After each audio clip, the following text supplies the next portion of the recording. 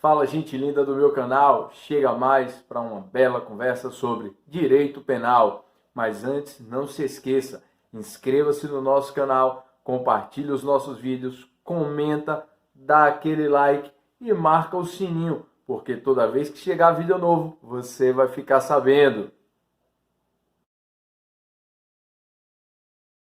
Satisfação de lascívia mediante presença de criança ou adolescente. Antes de conhecermos o tipo penal propriamente dito, eu quero que você fique atento, eu quero que você acompanhe comigo. Você já deve ter ouvido falar em voyeurismo.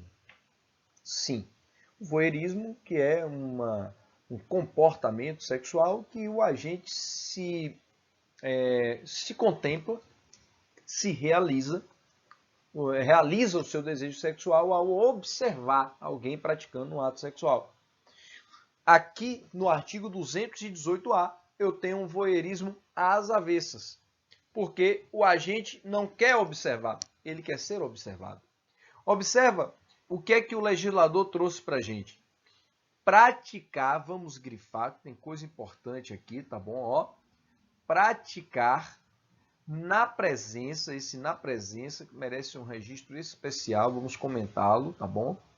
De alguém menor de 14 anos ou induzi-lo a presenciar, grifar mais uma vez o presenciar aqui, ops, saiu torto, vamos lá, presenciar, conjunção carnal ou outro ato libidinoso com o fim, melhor, a fim de satisfazer a lascívia própria ou de outrem. Reclusão de 2 a 4 anos. Observem, meus amigos, que eu tenho aqui a prática de um ato sexual ou na presença do menor de 14 ou induzir o menor de 14 a presenciar. E a primeira discussão que você observará aqui é sobre esse presenciar, sobre essa presença, tá bom? Uma parte da doutrina sinaliza que essa presença pode ser física ou virtual. Sim, virtual, pela internet, por exemplo, videoconferência, Skype ou qualquer outro aplicativo do gênero, tá bom? Mas, e aí nessa linha, nós temos Greco, nós temos Kleber Masson, mas nós temos também quem diz que a presença aqui é somente presença física. Merece destaque o posicionamento de César Alberto Bittencourt, quando diz para nós que, ó, presença aí, presença física. E é um raciocínio baseado na lógica da linha do princípio da tipicidade estrita. Se fosse presenciar virtualmente, deveria estar aí também presente expressamente no tipo, tá bom? Então tem essas duas formas de interpretar o tipo conforme a corrente doutrinária que você quiser se filiar. Nesse momento eu não consigo ver ainda uma maioria ou minoria. Parece-me que há uma tendência a se admitir que seja presença física ou virtual. Eu, particularmente, penso que se fosse para constar presença virtual, se admitir também pela internet, deveria constar expressamente. Sim, eu penso na linha do raciocínio de César Roberto Bittencourt. Se fosse para contemplar, presenciar, esse presenciar também pela internet, tá bom? Deveria estar expresso no tipo penal. Não é à toa, e justifico o que penso, não é à toa que, por exemplo, o legislador recentemente, no artigo 121, ele alterou a redação inerente às causas de aumento aplicáveis ao feminicídio. O feminicídio, ele aumenta a pena quando é praticado na presença, essa era a redação inicial, na presença de ascendente ou descendente. O legislador alterou essa redação para dizer que é presença física ou virtual.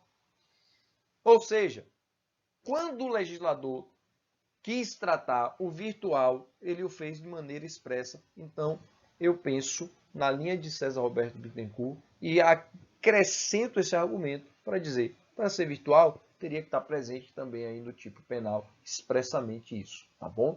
Bom, o tipo penal é relativamente simples, vocês já observaram, tá bom? Muitos desses conteúdos, dessas definições já estão nos temas que falamos anteriormente, mas eu quero acrescentar para vocês que o tipo penal ele não se contempla com o dolo. além do dolo, a consciência e vontade, né? A consciência de que tem ali um menor de 14 anos, a vontade de praticar o ato, de induzir esse menor de 14 a presenciar esse ato sexual, tá bom?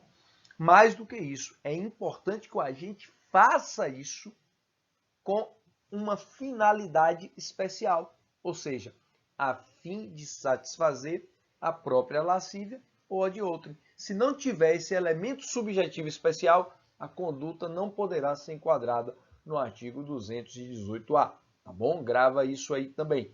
Veja aqui que nós temos um crime comum em relação ao sujeito ativo e crime próprio em relação ao sujeito passivo, porque a vítima tem que ser pessoa menor de 14 anos, tá bom?